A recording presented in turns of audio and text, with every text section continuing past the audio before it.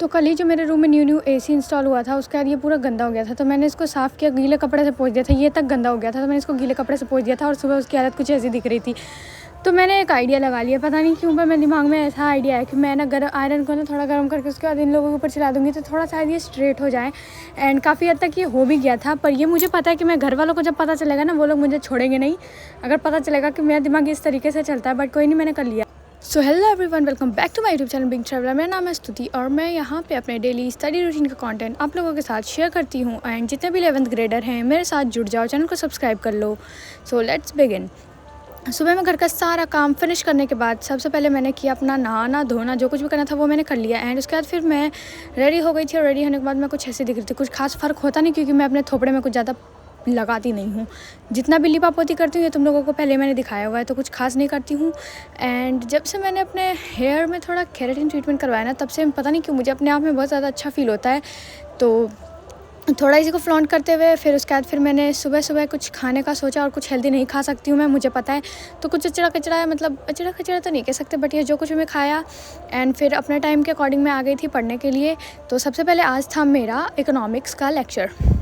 तो मैं तुमको बताती हूँ हुआ क्या था कि इसके पहले ना मैंने 2 वीडियोस देख के रखे थे कि नोट्स में बाद में कभी मुझे टाइम मिलेगा तो लिख लूँगी। और ये सबसे बड़ा स्कैम होता है मेरे साथ, क्योंकि मुझे घर का भी सारा काम करना होता है एंड बहुत सारी चीज़ें करनी होती है मुझे। तो उसके बाद मुझे टाइम मिल नहीं पाता। तो मैंने 2 लेक्चर देख के रखा था, उसमें सिर्फ मैं एक का ही नोट्स लिख पाई थी, एक का नहीं ही लिख पाई थी। तो इसलिए मैंने सोचा कि अब वो वाला स्कैम नहीं करना है मुझे, कि हाँ मैं पहले देख लूँगी लेक्चर और कभी नोट्स लिख लूँगी। तो इसलिए जो मेरा एक लेक्चर नोट्स लिखने के लिए, तो मैंने उसको क्या किया ना, मैंने सोचा एक रिवीजन भी हो जाएगा। उस लेक्चर को मैंने वापस से ऑन किया और साथ के साथ लिखती भी गई और रिवाइज़ भी करती गई। एंड ये चीज़ मेरे लिए बहुत ज़्यादा अच्छा मतलब काम ही कर गया, क्योंकि जब भी मैं सोचती हूँ ना कि मैं ये लेक्चर अभी देख लेती हूँ, बाद में कभी नोट्स लिख लूँगी, तो वो मेरे से हो ही नहीं पाता है, क्योंकि मेरे पास उतना टाइम नहीं बचता यार। जब मैं पढ़ने बैठती हूँ वही मैंने अपना टाइम बहुत मुश्किल से काट कूट के निकाला है वह सब जगह से। एंड मेरे पास घर भी है, फैमिली है, उन लोगों को भी देखना होता है, घर के कुछ काम भी करने होते हैं, थोड़ा बहुत खुद के लिए भी टाइम चाहिए होता है। वो तो मेरे पास कतई नहीं है खुद के लिए टाइम, बट जो भी थोड़ा बहुत मिलता है उसमें मुझे सब जगह टाइम डिवाइड करके डालना पड़ता है।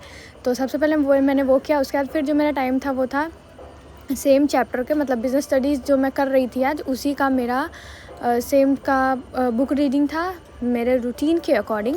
तो यस, सबसे पहले मैंने अपना उसको बुक निकाल लिया और रिवाइज़ करने लगी। मैं फुल्ली रिवाइज़ कर रही थी, मैंने जितना पढ़ा था बस आज उतना ही रिवाइज़, क्योंकि इसके पहले मैंने जो भी लेक्चर देखा था, लेक्चर नंबर 1 एंड तो मैंने उसका बुक रिवाइज़ कर लिया था, उसी टाइम पे कर लिया था, मतलब कभी शेड्यूल में आया था तो मैंने वो रिवीजन कर लिया था। तो आज जो मैंने पढ़ा था गवर्नमेंट कंपनीज़ बिज़नेस स्टडीज़ में, वो वाला जो टॉपिक मैंने कवर किया था, तो उसी को मैंने पहले जो नोट्स वगैरह में लिखना था मैंने वो लिख लिया, और उसके बाद सेम चीज़ को मैंने बुक से भी रिवाइज़ कर लिया।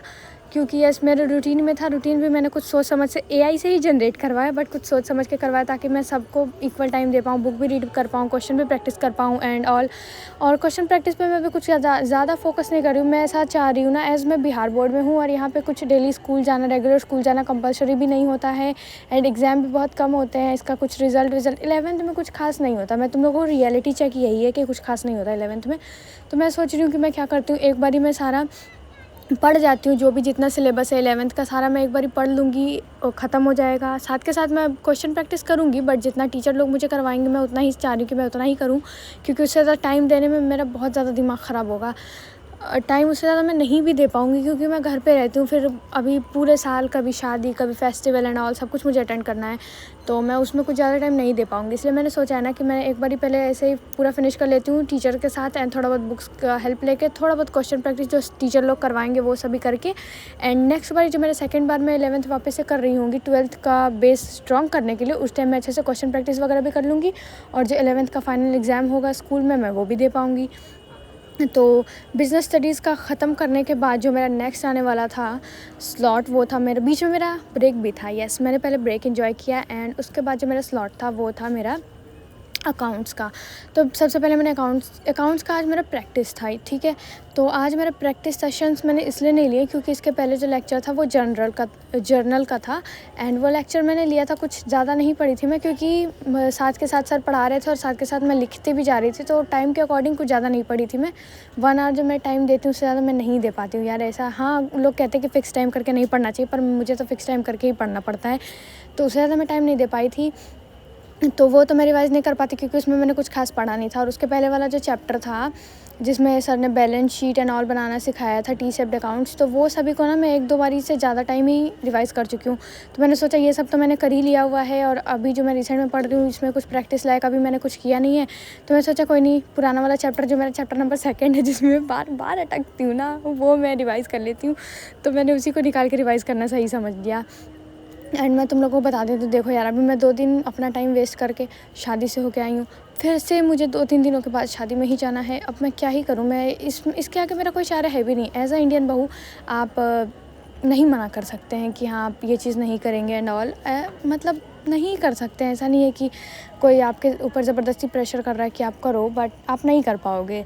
एंड मैं ये नहीं कह रही कि तुम लोग ऐसे बनो, बिल्कुल भी मत बनना। अपनी जहाँ पे तुम लोग अगर नहीं करना चाहते हो तो वहाँ कह देना कि हाँ, ये मेरे से नहीं होगा, बट मैं तो अभी फ़िलहाल नहीं कर पा रही हूँ।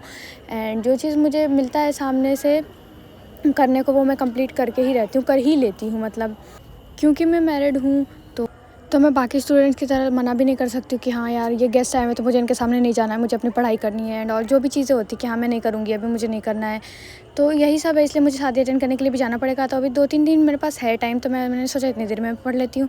एंड यस, यही था मेरा आज का व्लॉग और तुम लोगों को थोड़ा बहुत शायद ज्ञान भी मिल गया होगा मेरे से। कभी कभी मैं बांटती रहती हूँ, तुम लोग झोली फैला के खड़े रहना, मिल जाएगा। हाँ। तो यही था मेरा आज का व्लॉग और अगर यहाँ तक आ ही गए हो और अभी न्यू हो मेरे चैनल पर, सब्सक्राइब कर लेना एंड वीडियो को लाइक कर देना।